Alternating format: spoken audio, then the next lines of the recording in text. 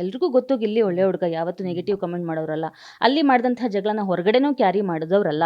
ಆದರೆ ನಿಮ್ಮ ಒಂದು ಟೀಮ್ನ ಒಂದು ಶ್ರಮ ಇದೆಯಲ್ಲ, ಅದನ್ನ ಬೇರೆಯವರು ದುರುಪಯೋಗ ಪಡಿಸ್ಕೊಂಡು ಫೇಕ್ ಕಮೆಂಟ್ಗಳನ್ನ ಮಾಡಿ ಇಷ್ಟೊಂದು ನೆಗೆಟಿವಿಟಿನ ತಂದುಬಿಟ್ರೆ. ಯಾಕೆಂದರೆ ಗಿಲ್ಲಿ ಬಂದ ತಕ್ಷಣ ಗೆದ್ದಿದ್ದೊಂದು ಅಷ್ಟೇ ಅಲ್ಲ, ಕುರುಬ ವರ್ಸಸ್ ಗೌಡ ಜಗಳ ಬಂತು, ಜಾತಿ ಅಂದರೆ ಸಂಪತ್ತಿಗೆ ಸವಾಲ್, ನಿಮ್ಮ ಮತ್ತು ಅಶ್ವಿನಿಯವ್ರ ಮಧ್ಯೆ ಸಂಪತ್ತಿಗೆ ಸವಾಲಿದು, ಬಡವ್ರ ಮಕ್ಕಳು ಬೆಳಿಬೇಕು ಕಣಯ್ಯ. ನೀವು ಯಾವತ್ತೂ ನಾನು ಬಡವ ಅಂತ ಹೇಳ್ಕೊಂಡಿಲ್ಲ. ಅಲ್ಲೂ ಹೇಳ್ತೀರಾ, ಧ್ರುವಂತ್ ಅವ್ರು ಹೇಳ್ತಾರೆ ಗಿಲ್ಲಿ ಬಡವ ಅಂತ ನಾಟಕ ಮಾಡ್ತಿದ್ದಾನೆ ಅಂತ. ಅವಾಗ ನೀವೇ ಹೇಳ್ತೀರಾ ನಾನು ಬಡವ ಅಂತ ಹೇಳೇ ಇಲ್ಲ, ನನ್ನ ಹತ್ರ ಕಾರ್ ಇಲ್ಲ ಅಂತ ಹೇಳಿಲ್ಲ, ನನ್ನ ಹತ್ರ ಸೆಕೆಂಡ್ ಕಾರ್ ಇದೆ, ಸೆಕೆಂಡ್ ಹ್ಯಾಂಡ್ ಅಂತಲೂ ಹೇಳ್ತೀರಾ. ಸೊ ಇಷ್ಟೆಲ್ಲ ಒಳ್ಳೆತನ ಇರುವಾಗ ಈ ಥರ ಒಂದು ಫೇಕ್ನ ಕ್ರಿಯೇಟ್ ಮಾಡೋರಿಗೆ ನಿಮ್ಮ ಬಗ್ಗೆ ಹೊಗಳಿ ಬೇರೆಯವ್ರನ್ನ ತೆಗಳಿ. ಯಾಕೆಂದರೆ ಯಾವುದೇ ಒಂದು PR ಟೀಮ್ ಇರ್ಬೋದು, ಆ ಒಂದು ಅವ್ರಿಗಿರುವಂತಹ ಒಂದು ಅಭ್ಯರ್ಥಿನ ಬೆಳೆಸೋಕೆ ಟ್ರೈ ಮಾಡುತ್ತೆ. ಅದ್ರ ಬದಲು ಬೇರೆಯವ್ರನ್ನ ತುಳಿಯೋದಕ್ಕೆ ಯಾವ ಒಂದು PR ಟೀಮು ಟ್ರೈ ಮಾಡಲ್ಲ. ಸೊ ನಿಮ್ಮ ಒಂದು PR ಟೀಮ್ ಬಗ್ಗೆ ಏನು ಹೇಳ್ತೀರಾ ನೀವು? ಅದೇ ನಂದು PR ಟೀಮು ಅಂದರೆ ಅವರು ಆ ಥರ ಮಾಡೋರು ಅಲ್ಲ, ಆ ಥರ ಇದು ಮಾಡೋರು ಅಲ್ಲ. PR ಟೀಮ್ ಅಂದರೆ ಮೇಡಮ್ ಈಗ ನನಗೆ PR ಟೀಮ್ ಏನು ಅಂದರೆ ಅದಕ್ಕೆ ಏನು ಬೇಕಾಯ್ತು ಅಂದರೆ ನನ್ನ ಇನ್ಸ್ಟಾಗ್ರಾಮ್ಗೆ ಪೋಸ್ಟ್ ಹಾಕೋಕ್ಕಷ್ಟೇ. ನನ್ನ PR ಟೀಮ್ ಅಂದರೆ ಇನ್ಸ್ಟಾಗ್ರಾಮ್ಗೆ ಒಂದು ದಿನಕ್ಕೆ 1-2 ಪೋಸ್ಟ್ ಹಾಕ್ತಿದ್ರು. ಅಂದರೆ ಅದನ್ನೆಲ್ಲ ಬರೀಬೇಕಲ್ಲ ಮೇಡಮ್, ಟೈಪ್ ಮಾಡಿ ಬರೆದು ಅದೆಲ್ಲ ಪ್ರಾಪರಾಗಿ ಹಾಕ್ಬೇಕಲ್ಲ.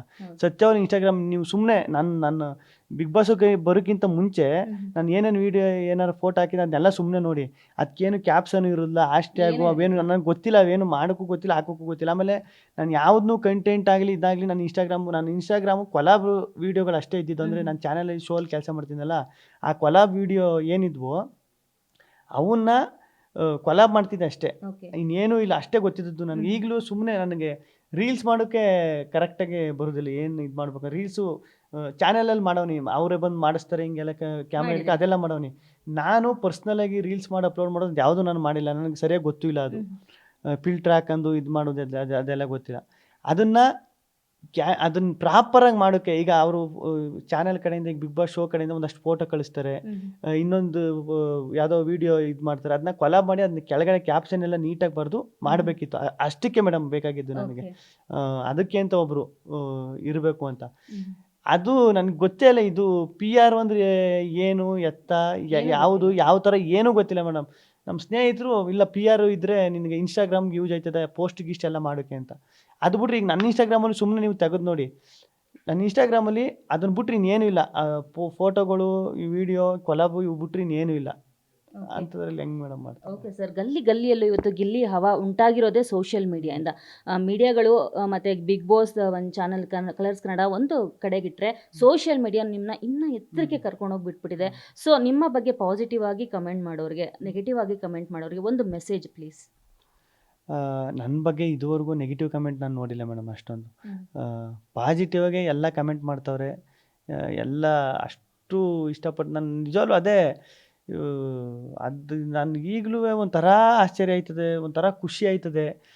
ಎಲ್ಲ ಇಷ್ಟೊಂದು ಪ್ರೀತಿ, ಎಲ್ಲ ಒಂದು ಕಡೆ ಇಷ್ಟು ಪ್ರೀತಿ ಕೊಟ್ಟವ್ರೆ, ಇಷ್ಟು ಪ್ರೋತ್ಸಾಹ ಕೊಟ್ಟವ್ರೆ ಅಂದರೆ ಅದು ನಿಜವಾಗ್ಲೂ ಅದೇ ಫಸ್ಟೇ ಹೇಳ್ದಂಗೆ ಅದನ್ನು ಇದು ಹೆಂಗೆ ನಾನು ಅದನ್ನ ಹೇಳ್ಬೇಕು, ಹೆಂಗೆ ಅದನ್ನ ತೋಡ್ಕೊಂಡು ಎಕ್ಸ್ಪ್ಲೈನ್ ಮಾಡಬೇಕು ಅಂತಲೇ ಗೊತ್ತಾಗೋದಿಲ್ಲ. ಓಕೆ, ನಂದು ಯಾವುದು ನೆಗೆಟಿವ್ ನೋಡಿಲ್ಲ ಅಂದರೆ, ಒಂದು ನೆಗೆಟಿವ್ ನಾನು ನೋಡಿದ್ದು ತುಂಬ ಅಂದರೆ, ಗಿಲ್ಲಿ ಕಳೆದ ಶೋಗಳಲ್ಲೂ ಹುಡುಗಿರನ್ನ ಇಟ್ಕೊಂಡು ಲವ್ ಸ್ಟ್ರಾಟಜಿ ಮಾಡ್ತಾರೆ. ಗಿಲ್ಲಿದು ಲವ್ ಸ್ಟ್ರಾಟಜಿ ಹೋದ ತಕ್ಷಣ ಬಿಗ್ ಬಾಸ್ ಮನೆಗೆ ಕಾಲಿಟ್ಟ ತಕ್ಷಣ ಅವರು ಶುರು ಮಾಡಿದ್ದು ಕಾವ್ಯನ ಜೊತೆ ಲವ್ ಸ್ಟ್ರಾಟಜಿ ಮಾಡಿದ್ರು. ಸೊ ಕಳೆದ ಸೀಸನಲ್ಲಿ ಹೆಂಗೋ ಇದನ್ನು ಹಂಗೆ ಕಂಟಿನ್ಯೂ ಮಾಡಿಬಿಟ್ರು ಅಂತ ಹೇಳ್ತಾರೆ. ಬಟ್ ಲವ್ ಸ್ಟ್ರಾಟಜಿ ಮಾಡ್ಬೋದು, ಅದು ಒಂದಿನ 2 ದಿನ ಮಾಡ್ಬೋದು. ಬರೋಬ್ಬರಿ 100 ದಿನಗಳ ಕಾಲನೂ ಲವ್ ಸ್ಟ್ರಾಟಜಿ ಮಾಡೋಕ್ಕಾಗತ್ತಾ? ನಿಜಕ್ಕೂ ಲವ್ ಸ್ಟ್ರಾಟಜಿ ಮಾಡಿದ್ರ ಗಿಲ್ಲಿ ಕಾವ್ಯನ ಇಟ್ಕೊಂಡು, ಅಥವಾ ನಿಜಕ್ಕೂ ಏನು ನಿಮ್ಮಿಬ್ಬರ ನಡುವಿನ ಸಂಬಂಧ?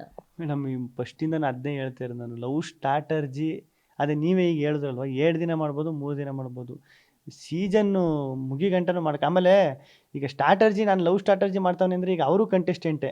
ಈಗ ನೀವೇ ಕಾವ್ಯ ಅಂತ ಇಟ್ಕೊಳ್ಳಿ, ನಾನು ಕಂಟೆಸ್ಟೆಂಟೇ, ನೀವು ಕಂಟೆಸ್ಟೆಂಟೇ.